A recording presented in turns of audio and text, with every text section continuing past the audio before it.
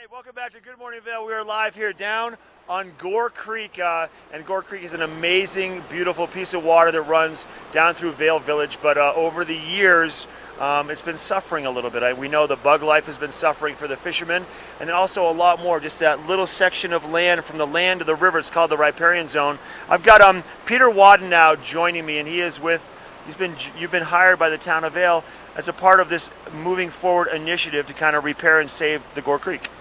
Yeah, it's going to be a big project. It's ongoing. The problem didn't develop overnight. It's really paralleled urbanization here in Vail. And like you mentioned, that loss of the riparian buffer, that creekside zone that helps filter runoff, provides habitat, shades the creek, holds the bank together, stabilizes it against erosion when we've got high runoff like you can see today.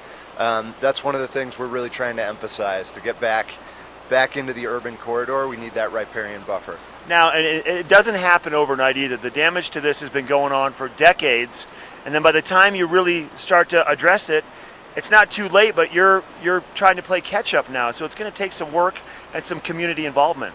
Yeah, absolutely. I think it was a bit of a shock to a lot of people in 2014 when the EPA listed Gore Creek as an impaired waterway because of low macroinvertebrate numbers. The insects in the creek are kind of our canary in the coal mine. They're a really good indicator. They're also the foundation of the food chain. So the bugs started to disappear, and when we found that out, I think a lot of people were surprised, and it was really a wake-up call for the community. I mean, I've lived here for 20 plus years and lived in East Vail to start my time here, and spent a lot of time over the years fly fishing on this river. And I mean, it still fishes really well, but I understand also, and now that you talk about it more, you can see that bug life has gone away. What makes it go away? What are some of the factors that have destroyed and damaged the bug life and the riparian zone? Well, unfortunately, the insects that are native to our cold, high mountain creeks are extremely sensitive to pollution. So chemical pollution from fertilizers and pesticides on our lawns are a factor, but sediment is actually a pollutant as well. Okay. They breathe the water. They get their oxygen from the water. So breathing murky, turbid, sediment-filled water is like you or I breathing smoky air. So all these different factors have come together. It's not one cause. We don't have mine runoff. We don't have a power plant here.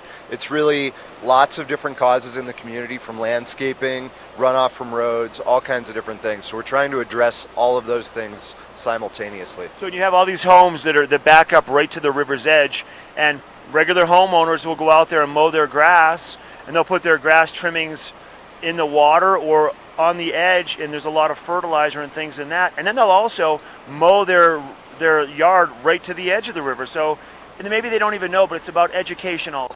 Yeah, absolutely. A lot of people aren't aware that there's a problem, and that's the first step. One of the things we're trying to emphasize is that the stream, the creek, is not just the water. It's that whole ecosystem alongside as well. So I understand completely when people want to mow and be able to see the creek from their porch, but what brings the bird life, what brings the moose, what brings all these other native creatures that we all love to appreciate isn't just the creek, it's that riparian buffer as well. So we're trying to encourage people to keep some willows, keep some dogwood and cow parsnip, these native plants that really support the creek. Well, Peter, thanks for all you guys are doing. Yeah, and more information, what's a quick website? Lovevail.org. Lovevail.org. If you love the Gore Creek and you want to help it out, go to that website, find out how you can help as a community. We'll be right back with more live from the 2016 GoPro Mountain Games.